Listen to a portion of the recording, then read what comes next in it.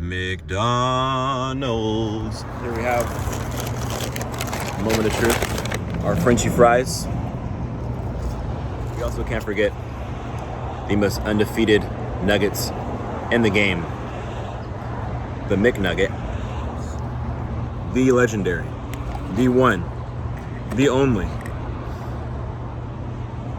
Big Mac itself. And of course, the thing you do with the Big Mac, you don't just eat it, you masticate it. You eat it with your chest.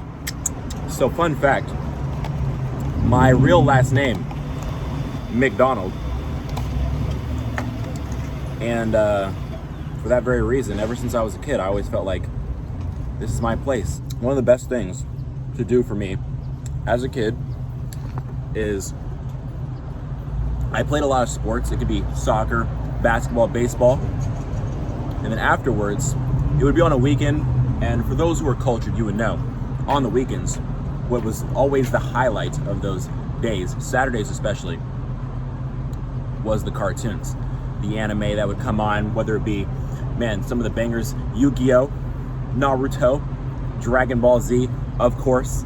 And the best combination is finishing a day's game, you know, hopefully you win, get you some McDonald's, get you some McNuggies, okay? Sit down, pop open that Yu-Gi-Oh!, pop open that Naruto. Truly a golden experience, you know? And that's honestly how I got into anime. See, I'm gonna sound old for you for a second, right? But back in my day, okay, before the days of the internet, the way that I watched anime was whatever was on Saturday morning, Saturday afternoon. So, as I mentioned, Yu-Gi-Oh! Was one.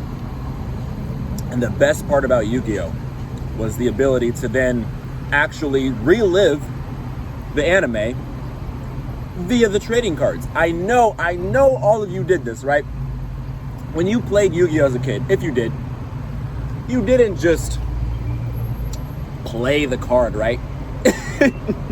You had to do that with zest, with gusto, the way Yu-Gi-Moto would do it, right? I play Celtic Guardian in defense mode. Dragon Ball Z was always a banger, of course, you know. Man, as a kid, you eat up two people glowing, shooting beams at each other while screaming. It doesn't get much better than that, you know. It wasn't the most innovative, right? It wasn't the most creative, but it hyped you up, you know. You and your friends, man, oh, y'all don't know the feeling of seeing Super Saiyan for the first time. And see, the joy of back in the day, once again, you know, old me, before the age of the internet, you could not look up spoilers. I know that there was source material via manga, but like back then, manga was like an ancient, sacred, forgotten text. It was not common knowledge. You read it backwards. What? Lies. I remember when I was watching Goku turn Super Saiyan for the first time, it was with my two homeboys, Dean and Joe. And I remember because we didn't know what was going on. So like Joe was like, what? Is he constipated? What's happening? And we were all just like in my living room and like recreating like we were all pooping. And then, oh, like it was a cinematic thing. It truly was. And as much as I liked Dragon Ball Z, and as much as I liked Yu-Gi-Oh!, what I feel was the thing that sold me on anime for life, made me the weave that is before you to this day, was my introduction to a little blonde kid in an orange jumpsuit who liked to graffiti the walls with goggles on his head. And he had a catchphrase: believe it. In my early introductions to anime, you know, yeah, you had Dragon Ball Z, screaming, shooting beams, powering up. And then another thing that I would watch, well, Yu-Gi-Oh!, you know, monsters coming out of slits of paper. And then maybe like Sailor Moon, right? But the difference with Naruto was it felt more grounded, more gritty. Now, we could talk all day about the progression of Naruto over its existence, but in its earliest, in its purest form, the biggest thing about it was that people weren't just shooting beams out of their hands, and these weren't adults, these were kids. So, you know, as a kid, you can relate to that, right? And they were just figuring out everything as much as we did, right? Like, we didn't understand the world, and neither did its main character. So we got to, in a way, vicariously discover and experience this world through its main characters.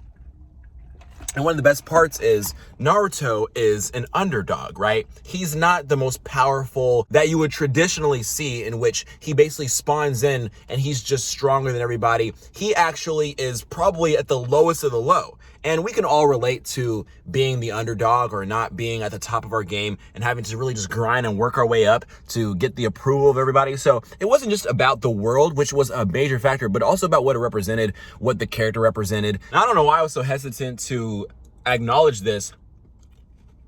Those McNuggets, bro. In the past, I eat my mouth closed. I'm a proper boy. Anime has made me into the man that I am today, I'm always quoting stuff, some of the philosophies of some of the characters, right?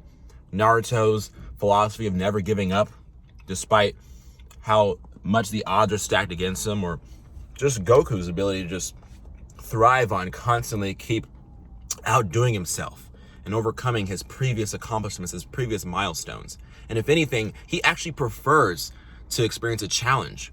When life hits him with obstacles, he welcomes it because he knows, yes, every new obstacle is an opportunity for me to overcome it. And that's what living is all about for him.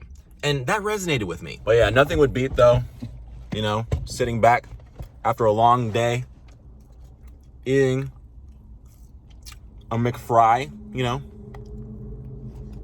and watching your favorite anime. Creating timeless, memorable experiences that will shape you for a lifetime. That was beautiful.